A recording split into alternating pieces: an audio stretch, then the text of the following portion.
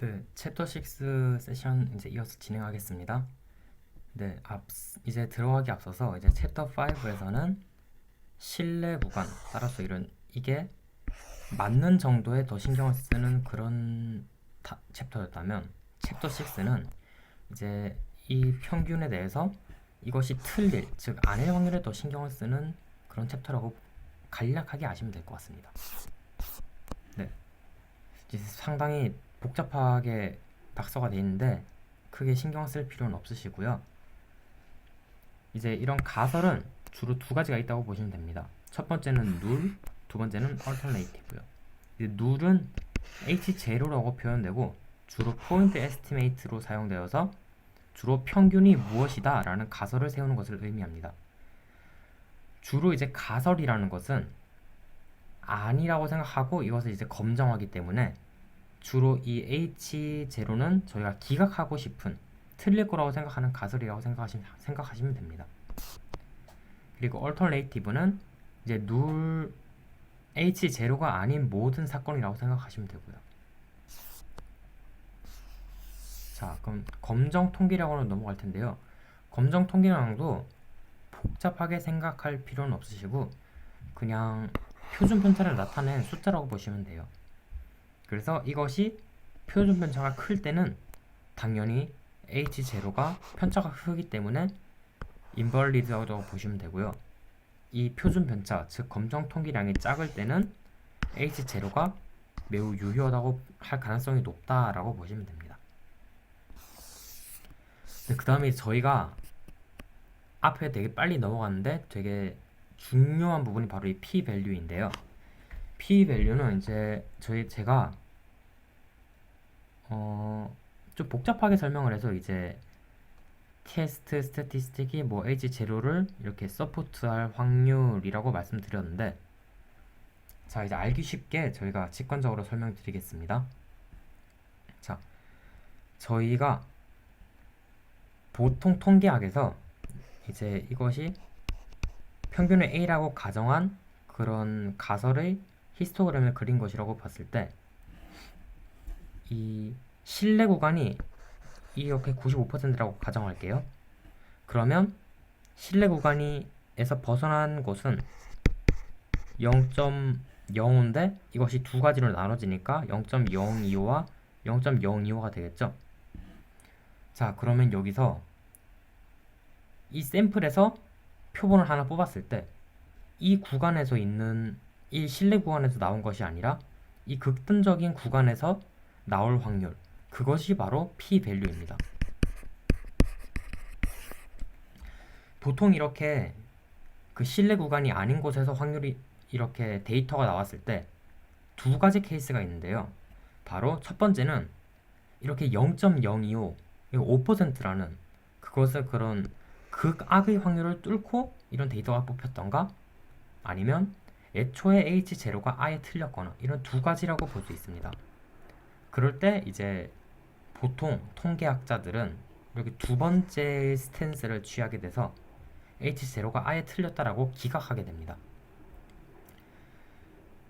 하지만 그러기 위해서는 이제 이 p-value, 즉 이 뽑힐 확률이 엄청 낮아야 이렇게 아예 틀렸다라고 볼 수 있겠죠. 왜냐하면 이제 p-value가 엄청 높다, 왜냐하면 예를 들어서 이제 신뢰 구간이 엄청 작아서 이 정도에 이렇게 뽑힌다, 그렇다면 어떤 데이터를 뽑든지 이 극악의 확률이 더 이상 아니게 되거든요. 그래서 이 극악의 확률이라는 조건이 있어야 합니다. 그렇기 때문에 이런 극악의 확률, 즉 확률이 낮으면 낮을수록 그 낮은 확률을 뚫고서 여기서 이 인발리드한 데이터가 뽑힌 것이니까 H0는 기각되게 됩니다. 하지만 이 확률이 이렇게 아까 말씀드린 것처럼 높으면 높을수록 H0는 기각당하지 않고 유효하다고 판정받을 확률이 큽니다. 그래서 이제 뒤에서도 말씀드릴 거지만 저희가 주로 이 얼마나 극악의 확률을 인정할 것이냐라고 했을 때 그 마지노선을 5%로 정하고 있습니다. 그래서 아마 문제에 나오더라도 5%로 나올 확률이 크니까 5%란 숫자 잘 기억해 두시면 좋을 것 같아요. 근데 이제 아까 그래프로 간략하게 말씀드렸는데 제가 아무래도 펜을 쓰는 게 익숙하지 않다 보니까 알기 힘드셨을 것 같아서 이렇게 사진으로 가져와 봤는데요. 이제 t 점수는 아까 말씀드린 것처럼 표준 편차로 표현된다고 해서 이제 1.283, 이제 이쪽에는 시메트릭이니까 마이너스 1.283으로 표현됐고요. 이렇게 p 밸류가 0.2라고 했을 때 이것도 이제 이렇게 두 개로 나눠서 0.1, 0.2 사이좋게 나눠줘야 됩니다. 그래서 이제 결론을 말씀드리자면 t가 작아지면 작아질수록 t가 작아진다보다는 이제 t의 절대값이 작아진다고 정확히 말씀드릴게요. 왜냐하면 마이너스인 경우도 고려해야 되니까요. 그래서 이 t가 작아지면 작아질수록 구간은 실내 구간이 점점 좁아지고 더 이상 극악의 확률이 아니게 되죠. 그럼 이 p는 극악의 확률이 아니게 더 커지게 되고 그럴수록 H0의 유효성은 더 커지게 돼서 결국 accepted, 받아들여질 확률이 높아지게 됩니다. 반대로 이제 t의 절대값이 낮아지면 낮아질수록 p는 작아질 것이고 H0는 validate가 낮아지게 되겠죠. 아마 이게 계산 문제가 아니라 이런 개념 문제로 나온다면 이런 t와 p와 H0의 관계 그리고 그 결과 rejected냐 accepted냐 그런 부분을 낼 가능성이 저는 높다고 생각해요. 네, 그 다음엔 앞에서 다 말씀드린 건데 이제 정확히 말씀드리자면 알파 레벨이라고 하고요. 이게 이제 그 실내 구간의 극악의 확률을 얼마까지로 인정할 것이냐라는 것의 마지노선인 0.05라고 보시면 됩니다. 그래서 P가 0.05보다 낮다면 저희는 그것이 너무 극악의 확률이기 때문에 H0를 리젝트 할 것이고 만약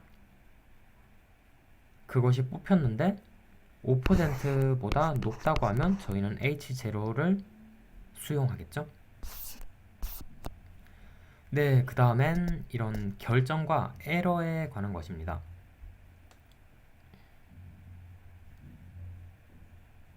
네, 이제 보통 P가 0.05보다 클 확률을 크게 고려하지 않고요.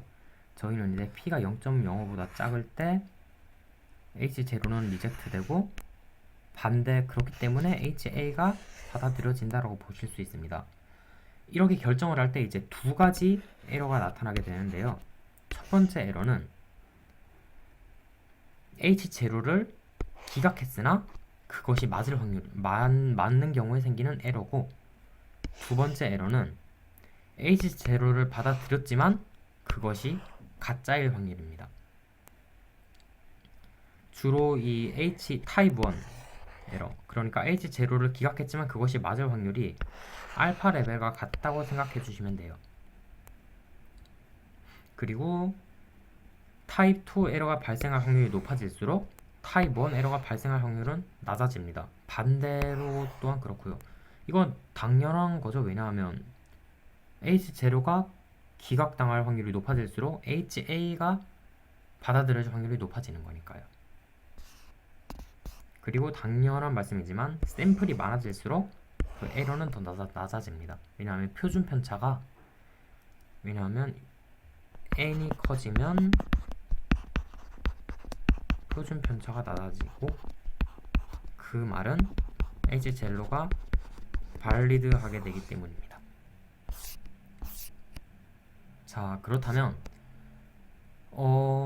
이번 교수님은 어떻게 되실지 모르겠지만 이제 저희 홍원택 교수님 수업을 들을 때는 퀴즈에서 이제 이런 위에 같은 에러를 실제 상황에 적용시켜서 문제를 내시는 경우가 계셨거든요.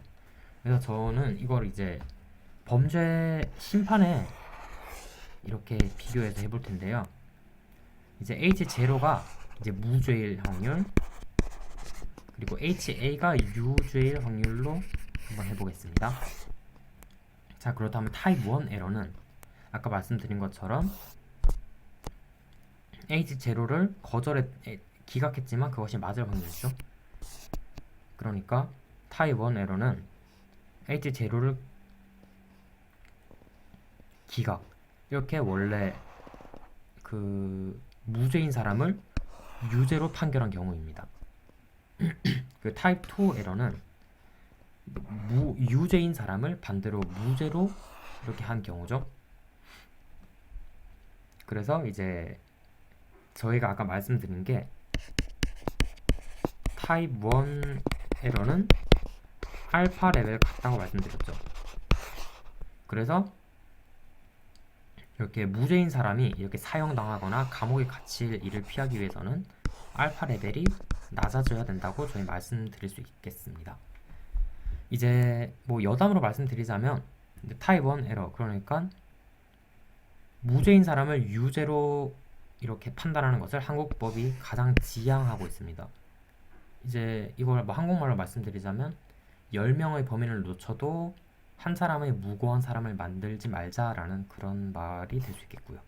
네, 여담으로 알아두시면 좋겠고, 네, 이 예시가 주로 엄청 많이 나오기 때문에 익숙해지시면 좋을 것 같아요. 네, 그 다음엔 챕터 5에서도 말씀드렸지만 이제 바이노미널 디스트리뷰션 이항 분포입니다. 네, 아까 말씀드렸다시피 주로 이제 그저 두 가지 경우가 있고요. A거나 not A거나라고 볼 수 있습니다. 그리고 각각의 이 결과는 서로의 결과에 영향을 미치거나 받지 않아요. 그래서 저희는 이것을 independent라고 볼 수 있고 주로 discrete이라고 볼 수 있습니다. 그냥 숫자가 딱딱 떨어지거든요. 예실은 보통 이제 동전 뒤집기로 하시면 될 것 같아요. 헤드가 앞면이고 테일이 뒷면이라고 가정했을 때 이제 저희가 x를 이 앞면이 나올 그럴 확률로 할게요. 그렇다면 px는 이러한 폼이 됩니다. 네, 공식을 어쩔 수 없이 외우셔야 됩니다. 네, 근데 뭐 그렇게 복잡한 공식이 아니니까 쉽게 외우실 수 있어요. 그냥 여기 잘 따라가 보시면 이제 이 헤드가 한 번 나올 확률입니다. 그럼 10번을 던진다고 가정했을 때 10 팩토리얼 분의 x 1이 한 번 나올 확률 1 팩토리얼과 9 팩토리얼이 있겠죠? 그러니까 헤드가 한 번 나올 확률입니다. 그렇게 따지면 어쨌든 헤드가 나올 확률과 테일이 나올 확률은 똑같으니까 0.52 1승과 0.52 9승, 이것이 바로 px, 그 헤드 앞면이 한 번 나올 확률이 이렇게 되겠습니다. 아마 공식에 숫자만 대입해서 그대로 적용하는 문제가 적어도 한 문제는 나오지 않을까라고 저는 조심스럽게 생각해 봅니다. 그리고 아까 드렸던 것처럼 이 샘플 프로포션은 그 실제 모평균의 확률을 n으로 디바이드한 것이 되고요. 샘플 버라이언스는 MPQ가 되겠습니다. 네, 여기까지가 챕터 이제 6까지 전부고요. 네, 들어주셔서 감사합니다. 이제 한 가지 조언이라고 하기엔 그런데 이제 팁을 드리자면, 공부하다가 이제 전혀 개념을 모르겠다 하시는 부분은 이렇게 이항분포 같은 경우에는 저희 이항분포나 실내 구간 같은 경우에는 충분히 고등학교 과정에서도 잘 다루고 있거든요. 그러니까 수능 EBS에 그런 무료로 수능 특강 강의, 개념 강의가 있으니까 그런 거 들어보셔도 되게 도움이 많이 될 것 같고, 이제 수능 특강에서 다루지 않는 그런 부분들은 유튜브에 치면 한국어로 설명돼 있고 이제 저보다 더 잘 아시는 그런 분들이 찍어놓은 영상이 되게 많아요. 그래서 그런 거 참고하시면서 공부하시면 되게 이해가 더 잘 되실 것 같아요. 그리고 보통 이제 확률과 통계 이런 스태틱스는 생각보다 계산 문제가 되게 쉽게 나올 때가 많고 오히려 개념 문제에서 헷갈리게 낼 때가 많은 것 같아요. 그래서 너무 계산 문제 풀어보는 것도 물론 좋지만 너무 어려운 문제를 풀어볼 필요 없이 그냥 공식만 적용하는 거 좀 익숙해지게 하신 다음에 저는 이 개념 부분에 좀 더 많은 투자를 하시는 게 좋지 않나 생각합니다. 네, 그러면 시험 좋은 결과 거두시길 바라고요. 이만 마치겠습니다.